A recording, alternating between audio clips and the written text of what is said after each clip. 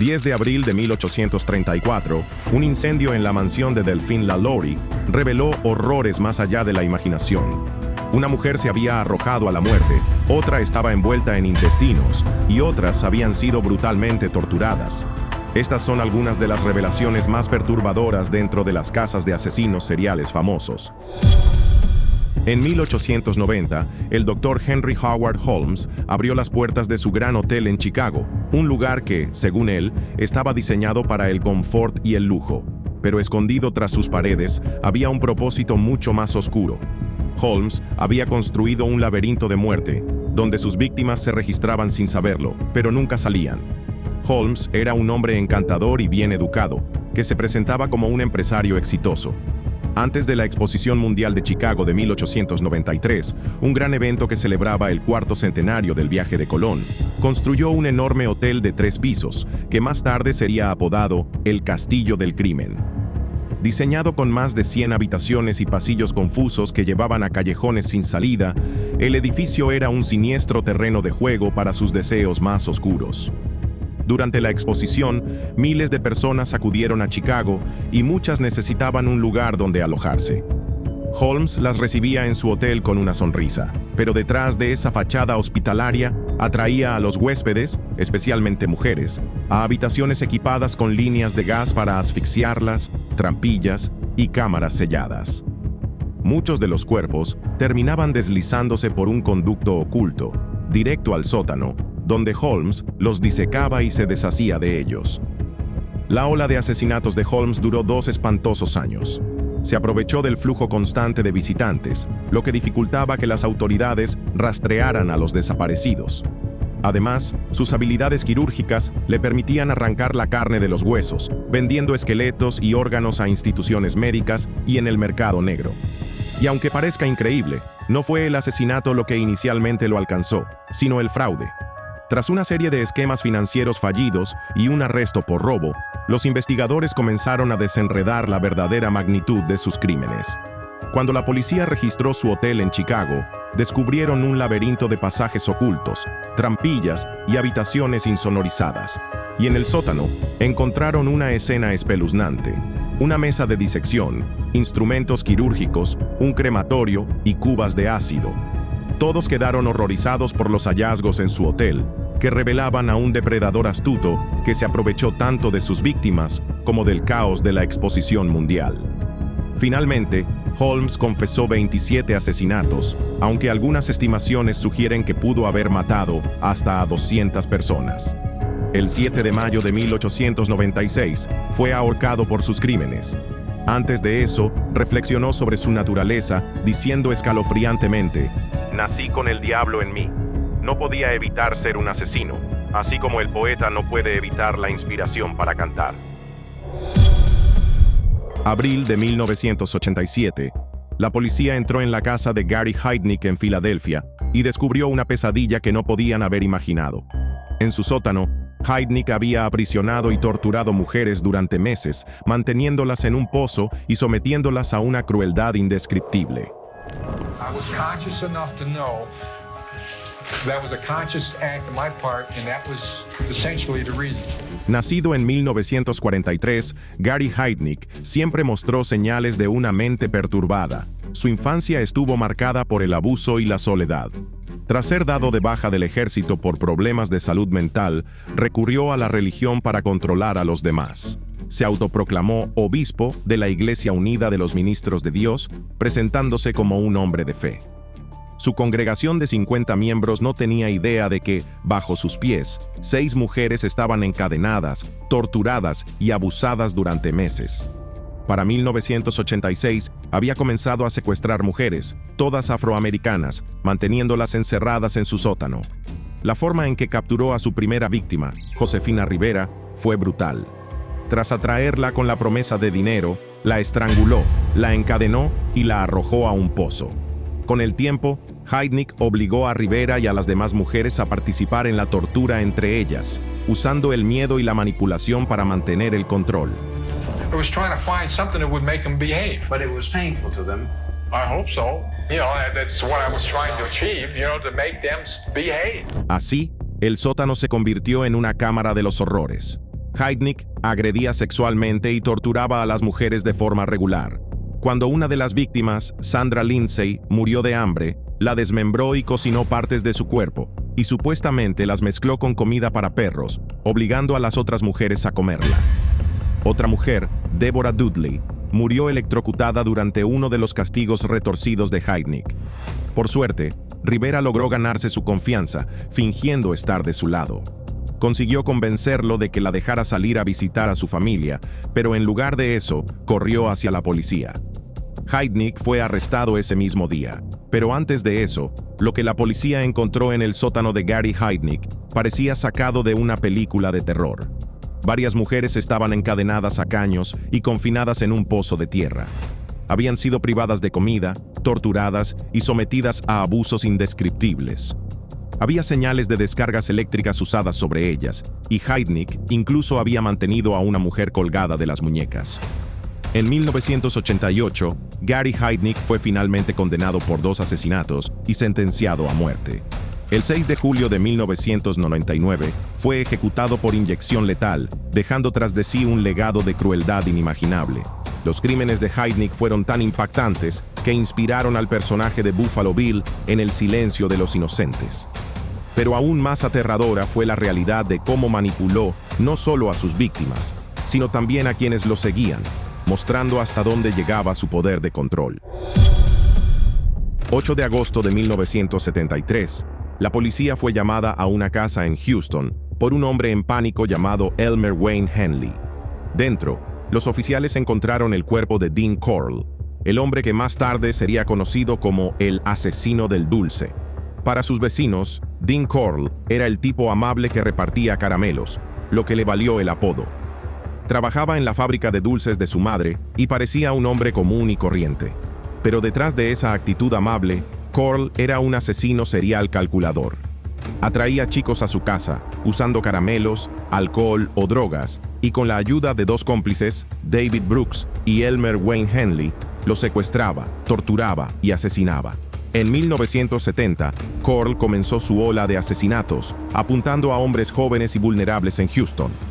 Muchas de sus víctimas eran atadas a la tabla de tortura en su casa, abusadas sexualmente y luego estranguladas o baleadas. Se mudaba frecuentemente entre departamentos y casas para evitar sospechas, pero cada lugar tenía el mismo propósito: ser un escenario de terror. Brooks y Henley lo ayudaban a atraer víctimas y participaban en los crímenes, a veces por tan solo $5. La matanza llegó a su fin cuando Henley, temiendo por su propia vida, se volvió contra Corll. Después de llevar a 2 amigos a la casa de Corll para lo que se suponía que era una fiesta, Henley se despertó atado junto a ellos, con Corll amenazando con matarlos a todos. En un acto desesperado, Henley logró convencer a Corll de que lo desatara, y luego le quitó el arma y lo mató de un disparo. Tras la muerte de Corll, Henley y Brooks llevaron a la policía a la casa de Corll, y lo que descubrieron reveló una auténtica pesadilla: una tabla de tortura de madera y otras herramientas utilizadas en los horrendos asesinatos de al menos 28 chicos y hombres. Henley fue condenado a 6 cadenas perpetuas por su participación, mientras que Brooks recibió una cadena perpetua. 2 de junio de 1985, un arresto rutinario por robo en San Francisco destapó una de las oleadas de crímenes más espantosas en la historia de California. Lake y Eng, ambos exmarines, compartían una fantasía profundamente retorcida: esclavizar mujeres para satisfacer sus deseos sexuales violentos. Obsesionado con el supervivencialismo y temiendo un apocalipsis nuclear inminente, Lake había construido un búnker antinuclear, pero en lugar de prepararse para el fin del mundo, lo convirtió en una mazmorra para sus cautivas. Entre 1984 y 1985, la pareja atrajo a posibles víctimas a su cabaña remota con la excusa de ofrecerles trabajo o amistad. A los hombres generalmente los mataban de inmediato, mientras que las mujeres eran mantenidas cautivas, torturadas y agredidas sexualmente. Todo esto era grabado en video por los asesinos.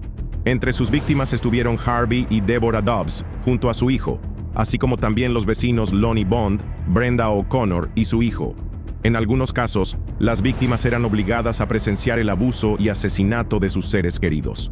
Una de las cintas, escalofriantemente titulada M. Ladies, captó la cruel actitud de Eng mientras le decía a la víctima Brenda O'Connor: «Podés llorar y todo eso, como las demás, pero no va a servir de nada.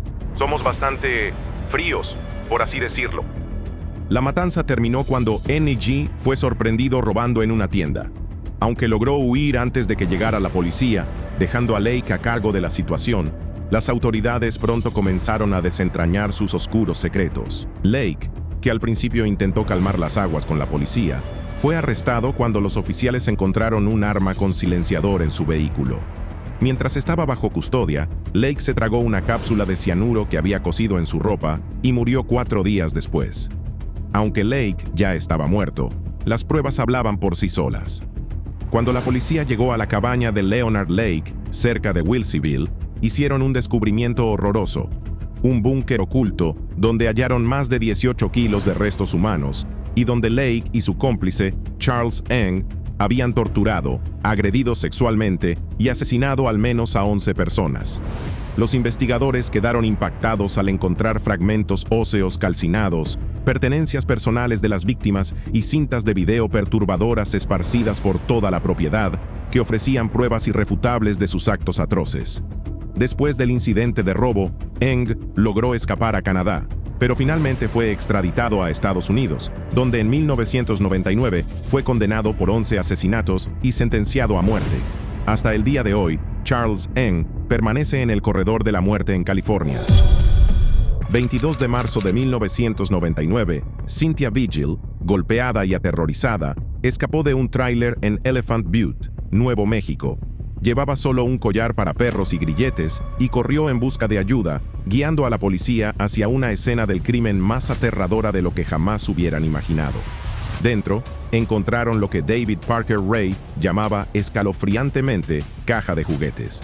Una cámara de tortura personalizada donde Ray y sus cómplices torturaban, agredían sexualmente y asesinaban a incontables mujeres. David Parker Ray, apodado más tarde el Toy Box Killer, había estado aterrorizando mujeres durante décadas, comenzando en los años 50. Usaba drogas para inducir pérdida de memoria en sus víctimas, lo que dificultaba que pudieran recordar los horrores que habían vivido. Su novia, Cindy Hendy, colaboraba en estos actos espantosos, junto con su hija, Glenda, y un amigo, Dennis Roy Yancey. Juntos, torturaron a más de 50 mujeres, forzándolas a llamar a Ray amo y grabando muchas de las agresiones en video.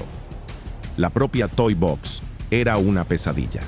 En el centro, una mesa ginecológica con espejos en el techo para que las víctimas pudieran ver cómo las torturaban. En las paredes, herramientas quirúrgicas, sierras y una variedad de instrumentos sexuales estaban cuidadosamente organizados, cada uno con un propósito sádico específico. Ray incluso llevaba diarios detallados documentando la tortura y asesinato de sus víctimas. Lamentablemente, muchos de los cuerpos nunca fueron recuperados. Según Cindy Hendy, las víctimas fatales de Ray eran desmembradas, enterradas o eliminadas en el cercano lago Elephant Butte o en barrancos remotos. En 1999, el reinado de terror de Ray terminó cuando Cynthia Vigil escapó milagrosamente tras 3 largos días de brutal cautiverio. Logró liberarse de las cadenas y corrió por ayuda, guiando a la policía directamente al tráiler de Ray. David Parker Ray fue sentenciado a 224 años de prisión. Aunque aceptó ayudar a las autoridades a localizar los cuerpos de sus víctimas, nunca tuvo la oportunidad.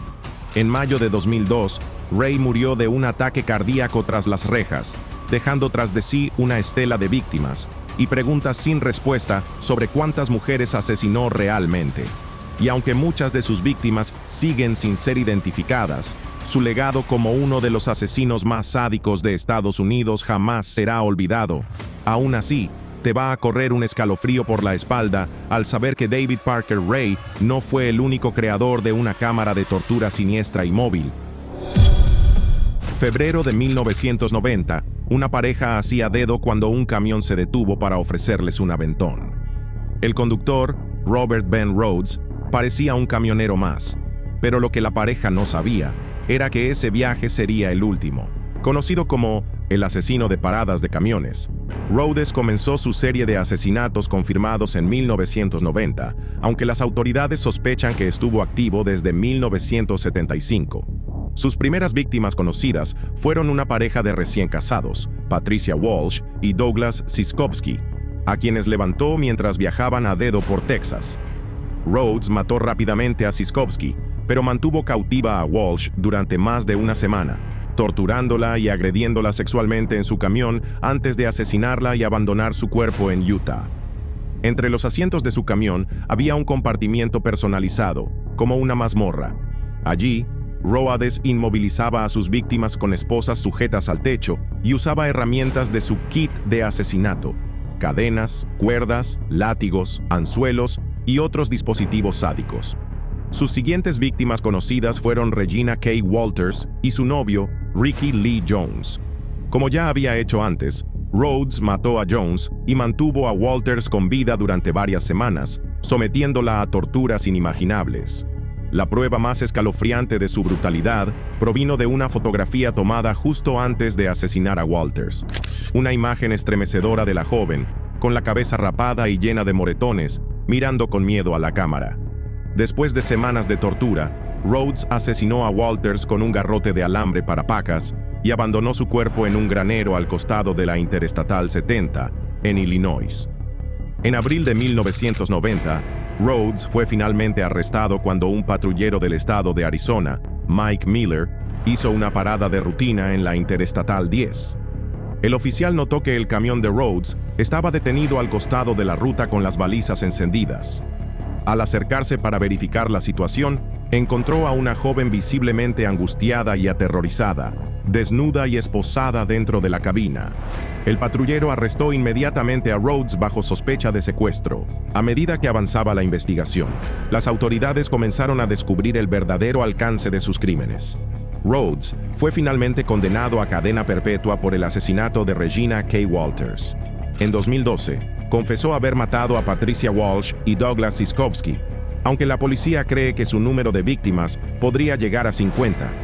Al cruzar sus registros de rutas con reportes de personas desaparecidas, los investigadores sospechan que Rhodes mató al menos a 3 mujeres por año durante 15 años, convirtiendo su vida en la ruta en una matanza itinerante por todo el país. El fiscal Steve Smith dijo sobre Rhodes: «Tenía un aura de pura maldad. Fue una de las pocas veces en mi carrera en que se me erizó la piel en la sala del tribunal solo por estar en la misma habitación que él». Septiembre de 2011, el espantoso hallazgo de una mazmorra subterránea oculta en Luoyang, China, donde 6 mujeres fueron mantenidas cautivas por un exbombero y empleado del gobierno local durante no menos de 2 años, conmocionó al mundo. En 2009, la doble vida de Li Hao comenzó cuando compró una propiedad residencial en la provincia de Henan y construyó un escondite subterráneo.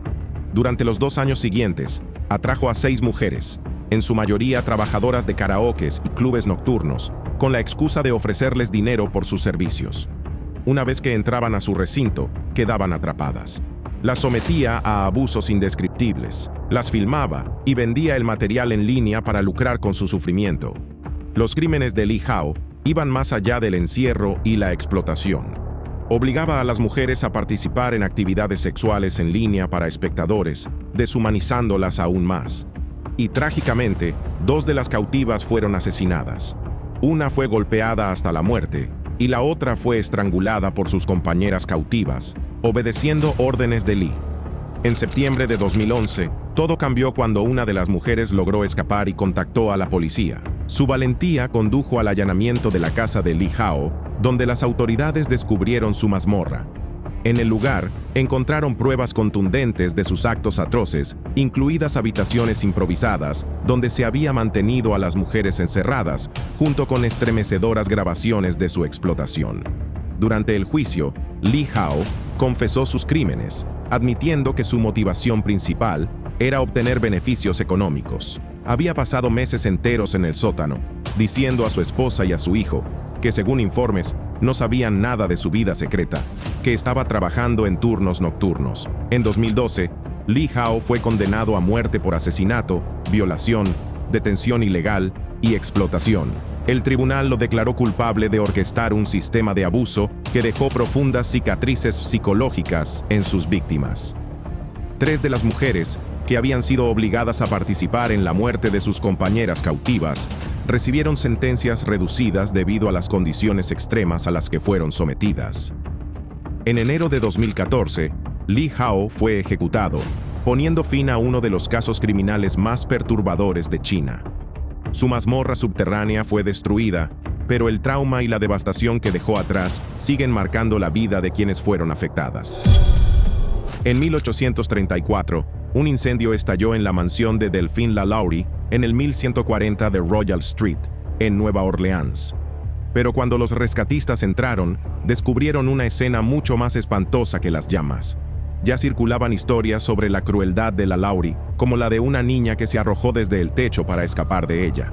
Pero lo que encontraron allí, huesos rotos torcidos en formas extrañas y cuerpos envueltos en intestinos humanos, reveló el verdadero horror de quién era en realidad. Conocida por su riqueza y encanto, Lalaurie era una destacada socialité, famosa por organizar fiestas elegantes y codearse con la élite de la ciudad. En 1771, tenía apenas 4 años cuando comenzó la Revolución Haitiana, una rebelión que aterrorizó a los dueños de esclavos en el sur de Estados Unidos y el Caribe. Y la familia de Delphine no fue la excepción. Ese mismo año, su tío fue asesinado por sus propios esclavos. Muchos creen que estos acontecimientos moldearon a Delphine en la asesina a sangre fría que sería más adelante. Ese día fatídico, el fuego comenzó en la cocina, donde una cocinera, encadenada a la estufa, confesó haberlo iniciado en un desesperado intento de escapar. Y a medida que los bomberos continuaban registrando la casa, descubrieron un ático oculto donde 7 personas esclavizadas estaban encadenadas, golpeadas y horriblemente mutiladas. Algunas llevaban meses cautivas, sufriendo torturas inimaginables. Según testigos, la mansión era una pesadilla oculta a plena vista, justo en el corazón de Nueva Orleans. Los testigos afirmaron haber encontrado personas con huesos rotos, fijados en posiciones antinaturales, agujeros en el cráneo y otras lesiones impactantes. Las atrocidades eran tan severas que los rescatados apenas estaban con vida, mantenidos solo para seguir siendo torturados. Antes del incendio, ya circulaban rumores sobre la crueldad de Lalaurie. Se decía que una niña esclavizada se había arrojado desde el techo, prefiriendo la muerte antes que soportar más tormento a manos de Lalaurie. Otra mujer, supuestamente, tenía los huesos rotos y reacomodados para adoptar una forma similar a un cangrejo, y una tercera estaba envuelta en intestinos humanos. Sin embargo, cuando salió a la luz la verdad, Lalaurie huyó de la ciudad, escapando a París, donde su destino final aún sigue siendo un misterio. Algunos dicen que vivió el resto de sus días escondida, pero nadie lo sabe con certeza. Durante su exilio en París con su familia, su hijo Pauline escribió que Delphine había considerado seriamente regresar a Nueva Orleans. Sin embargo, la desaprobación de sus hijos le impidió hacerlo.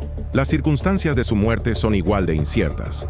Circuló una historia que decía que había muerto en un accidente durante una cacería de jabalíes, pero los registros indican que probablemente falleció en París el 7 de diciembre de 1849, a los 62 años. Y aunque la casa original fue destruida por una turba furiosa después del incendio, la propiedad fue reconstruida y todavía permanece en pie hoy en día. A lo largo de los años, ha sido utilizada como escuela, conservatorio de música y más. A pesar de sus múltiples transformaciones, el oscuro pasado de la mansión sigue vivo hasta el día de hoy. Hay incontables relatos de encuentros fantasmales y sucesos extraños, y muchos creen que las almas torturadas de las víctimas de Lalaurie aún rondan sus pasillos. El 7 de junio de 2002, el asesino en serie Maury Travis cometió un error fatal cuando envió un mensaje burlón a un reportero local, revelando demasiado. Los investigadores rastrearon la pista hasta él, lo que llevó a un allanamiento en su casa. Lo que encontraron dentro de su hogar en St. Louis, Missouri, fue mucho más espantoso de lo que habían imaginado. Descubrieron un sótano convertido en una cámara de tortura donde Travis había torturado brutalmente y matado mujeres, grabando los horribles actos en cintas de video. No solo eso, sino que manchas de sangre, grilletes y planes para expandir su calabozo revelaron la verdadera magnitud de su depravación. Travis había fantaseado con el asesinato desde su adolescencia, comenzando con el asesinato de animales pequeños. Para principios de la década de 2000, ya había pasado a matar humanos. A menudo recorría The Stroll, una zona conocida por ser un lugar donde trabajaban las trabajadoras sexuales, atrayendo a las mujeres a su casa con promesas de drogas. Una vez dentro, las atrapaba en su sótano, donde las torturaba, agredía sexualmente y filmaba sus últimos momentos. En una de las cintas, Travis se escuchaba presumiendo fríamente de su primer asesinato. El primer asesinato tenía 19 años. ¿Su nombre? No lo sé. No me importa un carajo.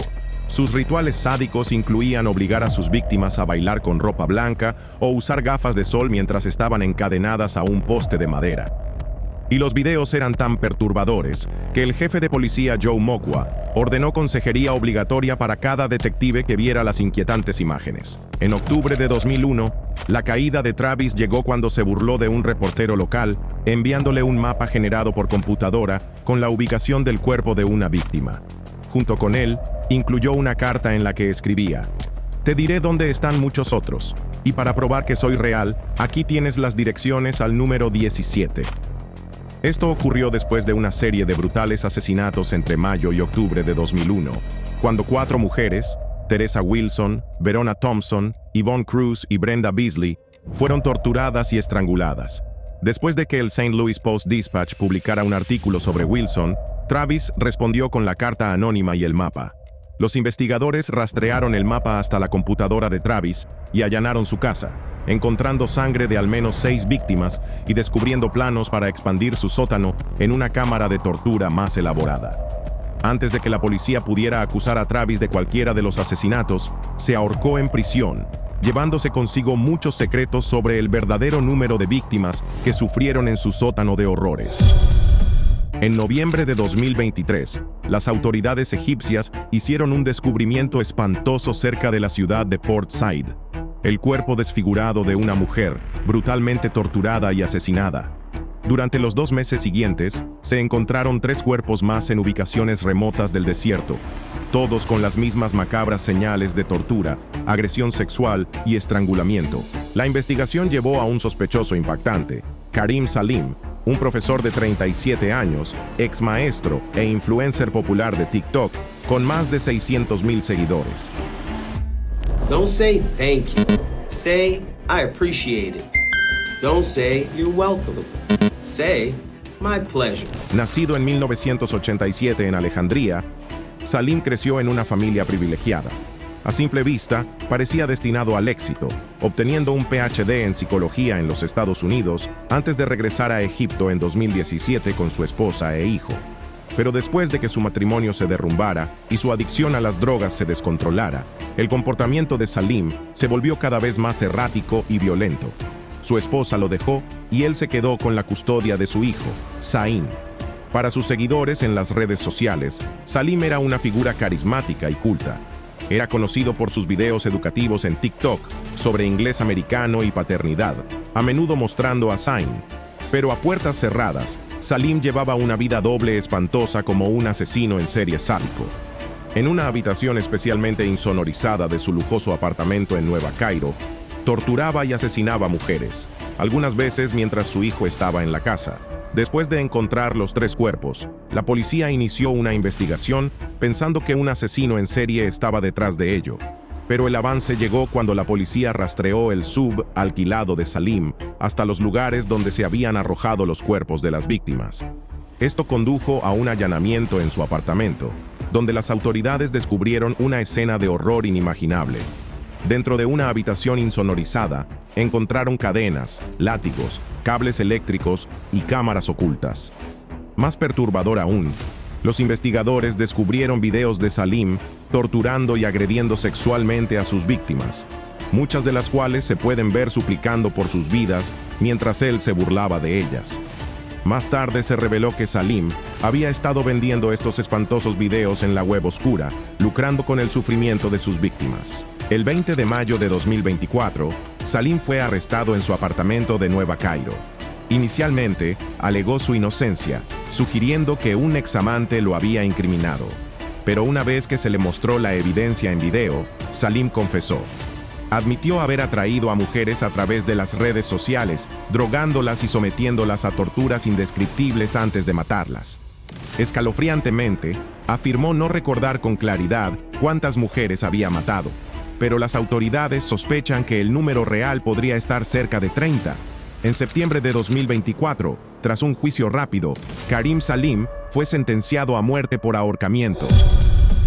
Mayo de 1994, una investigación policial en el 25 de Cromwell Street, Gloucester, destapó uno de los casos más espeluznantes de asesinatos sádicos en la historia del Reino Unido.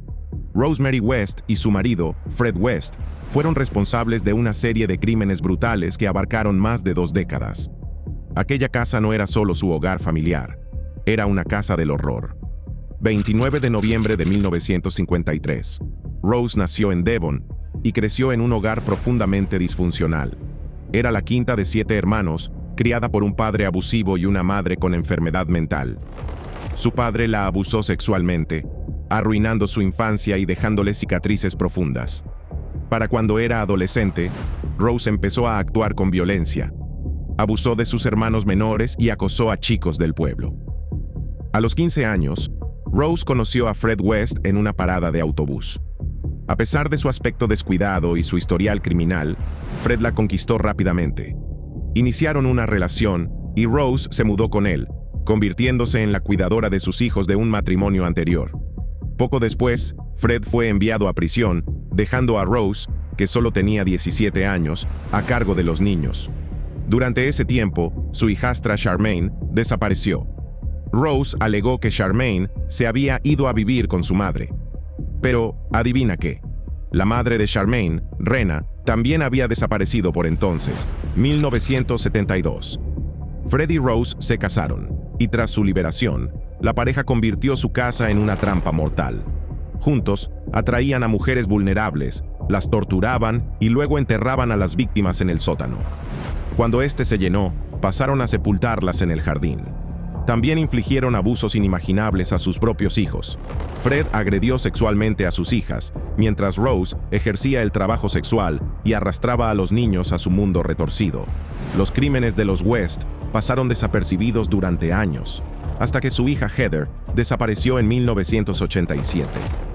Rose insistió en que Heather se había ido por su cuenta, pero los macabros chistes de Fred sobre que estaba bajo el patio levantaron sospechas. Cuando los trabajadores sociales oyeron esos comentarios, alertaron a la policía. 1994. La policía inició una investigación y descubrió los restos de Heather junto a 8 mujeres más, incluyendo a su hijastra Charmaine y a su madre, Rena. Fred se atribuyó inicialmente los asesinatos, pero cuando quedó claro que Rose estaba igualmente implicada, fue condenada a cadena perpetua en 1995. Fred, sin embargo, escapó de la justicia. Se suicidó en prisión, dejando una nota donde se refería a sí mismo como Freddy, el asesino en masa de Gloucester. Enero de 1988, la fachada encantadora de Dorotea Puente se desplomó cuando la policía, investigando un caso de persona desaparecida, desenterró 7 cuerpos en el jardín de su casa de huéspedes en Sacramento. Puente, que parecía una dulce y anciana casera, estaba ocultando un mortal secreto durante todo el tiempo. Había estado asesinando en silencio a sus vulnerables inquilinos durante años mientras cobraba sus cheques de la Seguridad Social. 9 de enero de 1929, nacida en Redlands, California, Puente tuvo una infancia problemática. Huérfana a los 8 años y criada en hogares de acogida, pronto se adentró en una vida de crimen. Tras varios matrimonios fallidos, estableció una casa de huéspedes en Sacramento durante la década de 1970, elogiada por los trabajadores sociales por acoger los casos difíciles de la sociedad, los ancianos, los enfermos mentales y los discapacitados. Puente utilizó su reputación para encubrir su completa falta de empatía. En la década de 1980, la avaricia de Puente tomó el control por completo. Drogaba a sus inquilinos, les robaba sus pertenencias y finalmente comenzó a envenenarlos y estrangulándolos. Así, sus víctimas, en su mayoría personas mayores o sin hogar, sin familia cercana, desaparecían de repente, siendo sus cuerpos enterrados secretamente en su jardín. 1988. Su plan se desmoronó cuando Álvaro Montoya, un inquilino con problemas de salud mental, desapareció. Puente le dijo tranquilamente a la policía que Montoya se había ido de vacaciones y convenció a sus otros inquilinos de que corroboraran su historia. Pero uno de sus inquilinos, en secreto, le entregó a los oficiales una nota que decía: «Ella me está haciendo mentir por ella». Con el permiso de Puente, la policía comenzó a excavar en el jardín, descubriendo cuerpo tras cuerpo. A medida que continuaban la búsqueda, Puente se escabulló de la casa y huyó a Los Ángeles, pero fue reconocida por un hombre en un bar y arrestada en 5 días. Acusada de 9 asesinatos, Puente mantuvo su inocencia durante todo su juicio. Los fiscales la retrataron como una asesina fría y calculadora que se aprovechaba de los débiles, usando pastillas para dormir para drogar a sus víctimas antes de sofocarlas y luego enterrarlas en su jardín. 1993, fue condenada por 3 asesinatos y sentenciada a cadena perpetua. Hasta su muerte por causas naturales en 2011, Puente insistió en que no había hecho nada malo, alegando que había cuidado bien a sus inquilinos. Sin embargo, su nombre sigue siendo sinónimo de uno de los casos más perturbadores de abuso y asesinato de ancianos en California. El 29 de octubre de 2009, la policía ingresó a la casa de Anthony Sowell, un hombre aparentemente ordinario, solo para descubrir que estaba escondiendo algo siniestro en los espacios de acceso, el sótano y el patio trasero de su casa. 19 de agosto de 1959, Anthony Sowell nació y creció en un hogar problemático en East Cleveland, Ohio. Criado por una madre soltera junto con 6 hermanos, Sowell sufrió y fue testigo de abuso extensivo, lo que dejó cicatrices profundas en su vida temprana.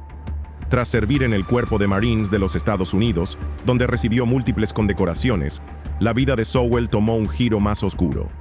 1989, Sowell fue condenado por intento de violación después de que una mujer escapara de su casa.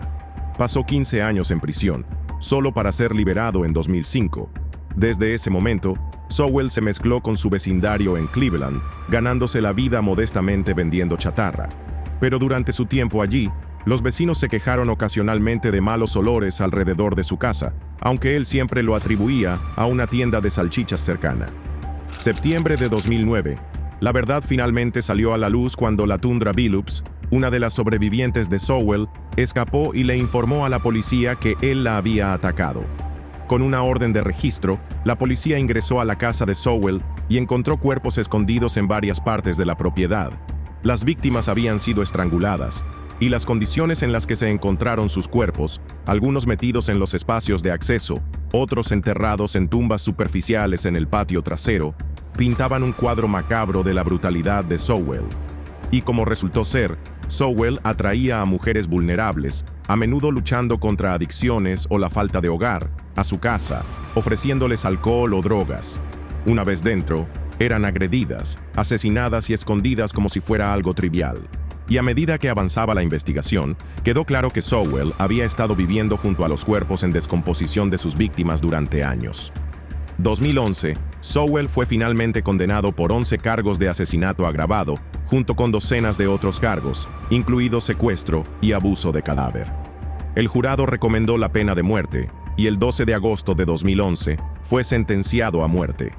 8 de febrero de 2021, después de años de apelaciones, Anthony Sowell murió en prisión debido a una enfermedad terminal, nunca enfrentando la ejecución por sus horribles crímenes.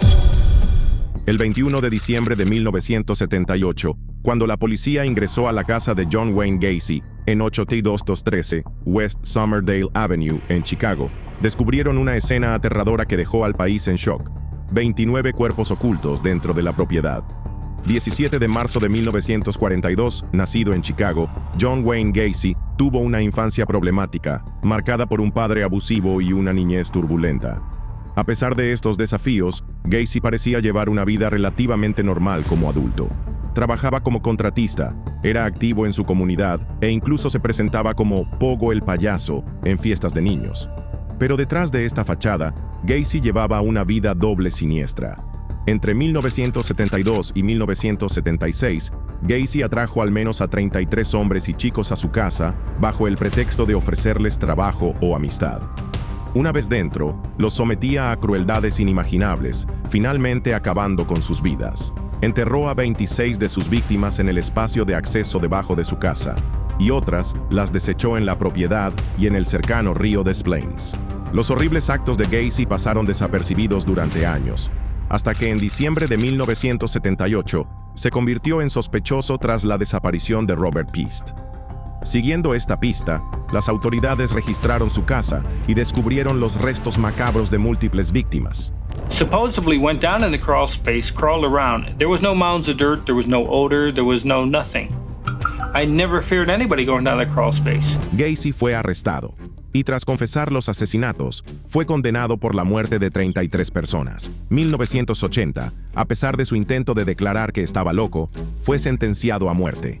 Y aunque Gacy fue ejecutado el 10 de mayo de 1994, la investigación sobre sus crímenes continúa.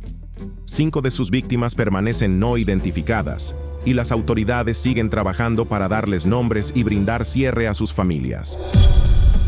En 1988, un tranquilo vecindario en Kansas City se estremeció cuando un hombre escapó de la casa de Robert Berdella, saltando por una ventana del segundo piso mientras llevaba puesto solo un collar de perro. 31 de enero de 1949, nacido en Ohio, Robert Berdella tuvo una infancia problemática. Creció aislado y fue frecuentemente intimidado debido a su fuerte miopía y su impedimento del habla. Su padre era abusivo, y estas primeras experiencias de violencia probablemente moldearon el comportamiento sádico de Berdella en su vida adulta. Tras mudarse a Kansas City en la década de 1960, la vida de Berdella tomó un giro oscuro. Abrió una tienda de rarezas llamada Bob's Bizarre Bazaar y comenzó a rodearse de hombres vulnerables, muchos de los cuales eran fugitivos o estaban involucrados en delitos menores. En 1984, Berdella cometió su primer asesinato.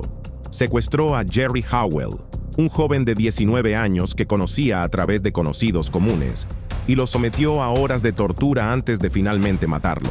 A partir de allí, la espiral macabra de Berdella continuó. Atraía a varios hombres vulnerables a su casa, drogándolos, torturándolos y desmembrándolos a lo largo de 4 años. Uno de los métodos preferidos de Berdella para torturar a sus víctimas consistía en electrocutarlas, inyectarles químicos en el cuerpo y usar varios objetos para infligirles un dolor extremo. Cada acto fue cuidadosamente documentado en un cuaderno, mostrando un perturbador nivel de detalle y control. The way I treated my victims, I treated them as something less than human. Nothing more than a play toy or a play object. Cuando la policía registró la casa de Berdella en 4315 Charlotte Street, descubrieron un lugar sacado de una pesadilla. Dentro de un armario, encontraron restos humanos, incluyendo un cráneo y vértebras que habían sido cortadas. También encontraron una cabeza humana enterrada en el jardín trasero, mientras que el sótano estaba lleno de barriles manchados de sangre y objetos personales de hombres desaparecidos. Y entre los descubrimientos más escalofriantes estaban las fotos Polaroid de hombres siendo torturados y un meticuloso diario que detallaba los actos brutales cometidos contra las víctimas. Tras su arresto, Berdella evitó la pena de muerte al revelar detalles de sus crímenes a cambio de una sentencia de prisión perpetua sin posibilidad de libertad condicional. En 1992, murió en prisión de un ataque al corazón a la edad de 43 años. En 2002, un registro en la granja de cerdos de Robert William Picton, en Columbia Británica, reveló uno de los descubrimientos más aterradores de Canadá. Se encontraron pruebas de ADN de docenas de mujeres desaparecidas en la propiedad, confirmando las sospechas que rondaban desde hacía años. 24 de octubre de 1949, Picton nació y creció en una granja de cerdos en Port Coquitlam, Columbia Británica. Su infancia estuvo marcada por una crianza dura. Su padre estaba en gran parte ausente, dejando a su madre excéntrica y estricta, Louise, a cargo de él y su hermano. Louise era una figura dominante, obligando a los niños a trabajar largas horas en la granja, lo que les dejaba estigmatizados en la escuela debido al constante olor a estiércol y animales muertos. Debido a esto, Picton tuvo dificultades académicas y sociales, lo que lo llevó a abandonar la escuela. Un evento perturbador de la infancia de Picton no lo involucró directamente, pero dejó una oscura mancha en la reputación de su familia. 1967, su hermano Dave accidentalmente atropelló a un niño, Tim Barrett, con su camión. En lugar de ayudar al niño, que aún estaba vivo, Luis lo empujó a un canal cercano donde se ahogó. Este acto frío dejó entrever la falta de empatía que caracterizaría los atroces crímenes de Pickton más adelante. Pickton comenzó su ola de asesinatos a principios de la década de 1990, aprovechándose de mujeres vulnerables de Downtown East Side en Vancouver. Su método para deshacerse de sus víctimas era particularmente macabro. O bien llevaba sus restos a una planta de procesamiento de carne cercana, o se los daba de comer a sus cerdos. Incluso lo admitió a un policía encubierto mientras estaba detenido tras su arresto. Pickton: la mejor forma de deshacerse de algo es llevarlo al océano. Oficial: ¿en serio? Pickton: hice algo mejor que eso. Febrero de 2002. La policía registró la granja de Pickton buscando armas ilegales, pero se toparon con pruebas que lo vinculaban con las mujeres desaparecidas. Búsquedas adicionales revelaron los restos o el ADN de al menos 33 mujeres en la propiedad. Aunque Pickton fue acusado de 26 cargos de asesinato, fue condenado solo por 6 en 2007, recibiendo la sentencia máxima: cadena perpetua sin posibilidad de libertad condicional durante 25 años. 2024. Pickton se hizo elegible para la libertad condicional durante el día, lo que desató indignación en todo Canadá. Sin embargo, nunca vivió para ver la libertad. Mayo de 2024. Fue atacado por un compañero de prisión, Martin Charest, quien usó un mango de escoba roto para perforar la cabeza de Pickton. Pickton fue trasladado por aire a un hospital, pero sucumbió a sus heridas el 31 de mayo, poniendo fin finalmente a la historia del asesino en serie más famoso de Canadá, el asesino del granjero de cerdos. En noviembre de 1985, la policía de Malabar, Florida, descubrió una escena de horror inimaginable cuando Laura Murphy, esposada, fue encontrada arrastrándose por la carretera tras escapar de un hombre que luego sería conocido como el violador vampiro. 1 de octubre de 1946, John Brennan Crutchley nació en Clarksburg, Virginia Occidental. Su infancia estuvo marcada por el abandono y el abuso. Su madre, afectada por la pérdida de su primera hija, lo vistió como una niña durante los primeros 6 años de su vida y le sometió a abusos físicos severos. A medida que Crutchley crecía, desarrolló una obsesión por la electrónica, lo que lo llevó a tener una exitosa carrera en ingeniería de alta tecnología. Sin embargo, su vida personal era otra historia, marcada por matrimonios fallidos y un comportamiento cada vez más perturbador. 1985, la caída de Crutchley en la depravación alcanzó su punto máximo con el secuestro de Murphy. Después de recogerla mientras hacía autostop, Crutchley la llevó a su casa bajo el pretexto de recoger algo para su trabajo. Una vez dentro, la atacó, la ahogó hasta dejarla inconsciente y la ató a su encimera de cocina. Durante el siguiente día, la agredió sexualmente e insertó agujas en sus brazos para extraerle sangre, la cual ingirió. Grabó estos actos horribles con la intención de revivirlos más tarde a través de las grabaciones. Murphy estaba casi muerta y había perdido casi la mitad de su sangre después de que Crutchley la drenara de su cuerpo. Sin embargo, logró escapar mientras Crutchley estaba fuera, lo que condujo a su eventual arresto. Cuando la policía registró su casa, encontraron pilas de tarjetas de crédito, joyas de mujeres, mechones de cabello y fotografías sexualmente explícitas de mujeres atadas, lo que sugería que Murphy no había sido su única víctima. Crutchley también guardaba un índice perturbador de sus encuentros sexuales, muchos de los cuales cruzaban la línea hacia el abuso. Crutchley se declaró culpable de los cargos de secuestro y agresión a cambio de evitar un juicio por lesiones graves, y finalmente fue sentenciado a 25 años a cadena perpetua. A pesar de las sospechas de que había matado hasta 30 mujeres, no se encontraron pruebas concretas que lo vincularan con otros asesinatos. 1996. Después de cumplir solo 11 años, Crutchley fue liberado bajo fianza. Sin embargo, menos de un día después, fue arrestado por violar la libertad condicional al dar positivo por marihuana. Esto resultó en su regreso a prisión, donde permaneció hasta su muerte en 2002.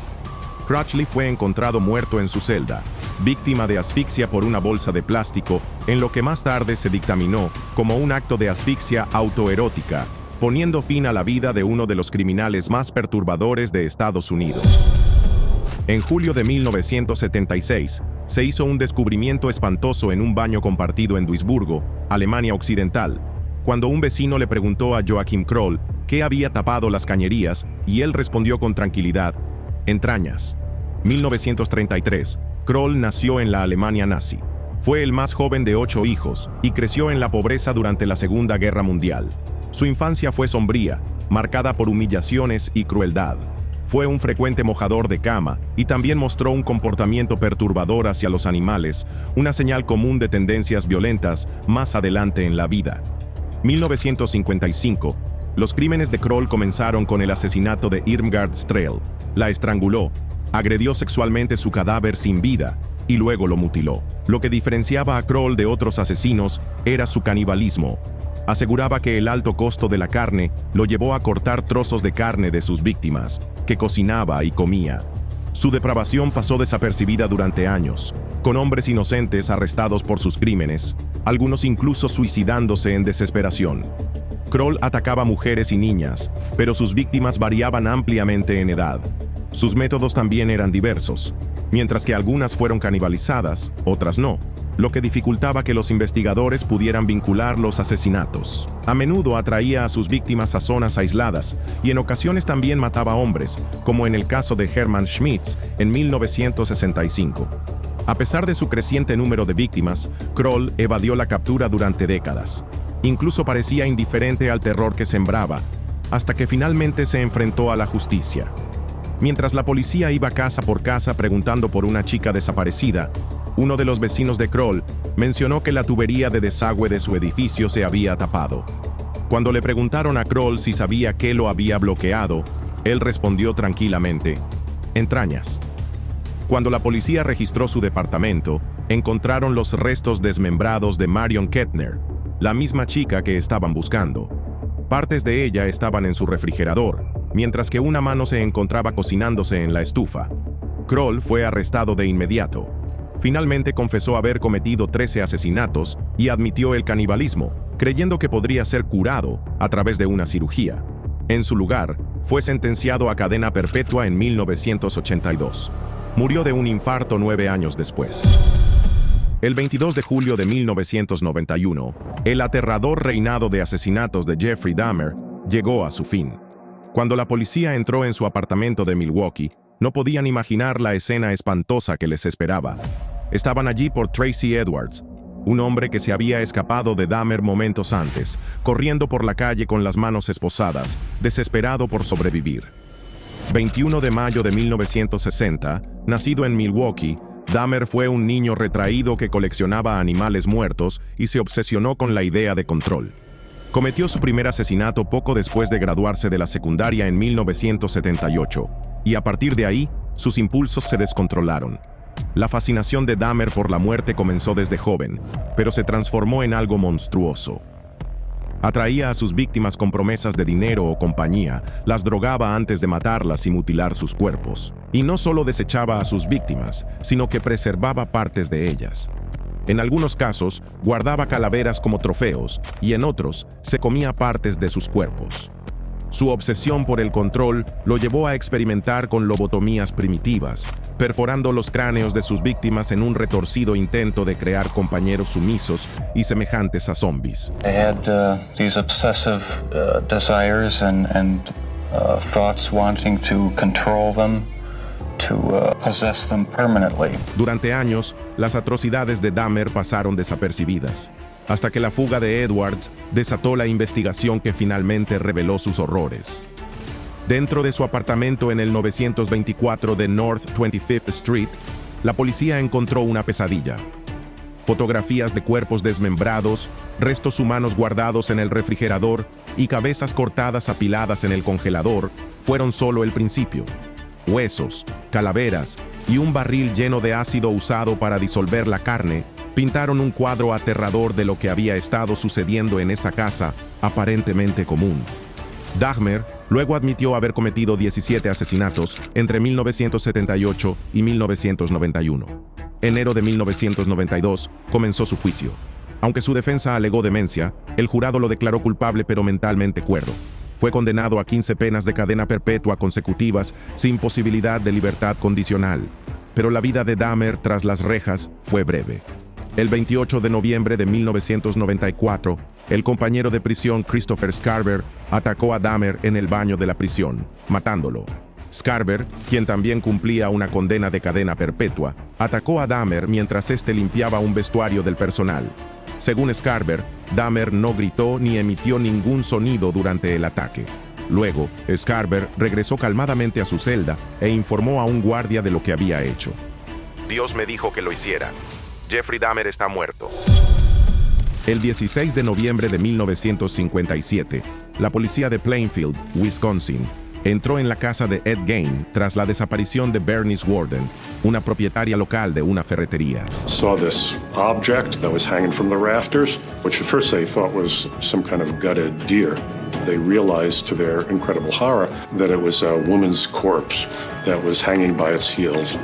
Nacido el 27 de agosto de 1906, Ed Gein creció bajo la estricta y religiosa influencia de su dominante madre, Augusta. Ella le inculcó un profundo desprecio hacia las mujeres, enseñándole que eran portadoras del pecado. Además, Ed vivió una vida recluida en la granja familiar, aislado de la sociedad y completamente dedicado a su madre. En 1945, cuando Augusta murió, el estado mental de Gein se deterioró aún más. Desesperado por traerla de vuelta, comenzó a visitar los cementerios locales, exhumando cuerpos que se parecían a ella. A lo largo de la siguiente década, la obsesión de Gein aumentó. Confesó haber asesinado a 2 mujeres, Bernice Worden y Mary Hogan, una tabernera, cuyos restos también fueron encontrados en su casa. Más tarde, Gein admitió haber desenterrado cadáveres, utilizando partes del cuerpo de mujeres fallecidas para crear su traje de piel, un grotesco intento de convertirse en su madre y cumplir sus delirantes fantasías de traerla a la vida. Pero lo que finalmente llevó al arresto de Gein fue algo inesperado. Un joven de 16 años que solía pasar el rato con Gein, viendo partidos de béisbol y yendo al cine, les dijo a sus padres algo impactante sobre el hombre que consideraban un amigo.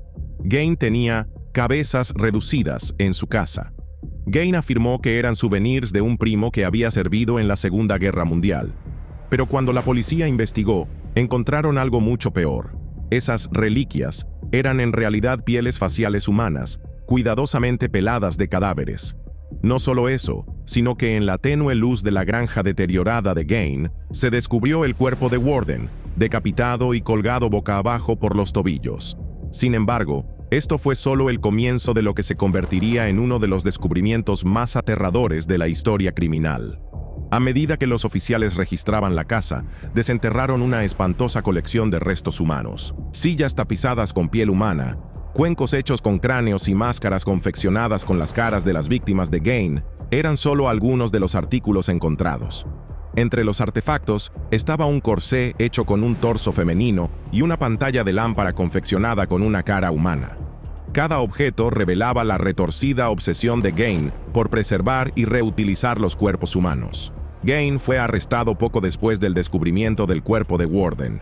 Aunque solo se le imputaron 2 asesinatos, las autoridades encontraron evidencia de más de 40 víctimas en su casa, muchas de las cuales fueron desmembradas y utilizadas para crear su espantosa colección.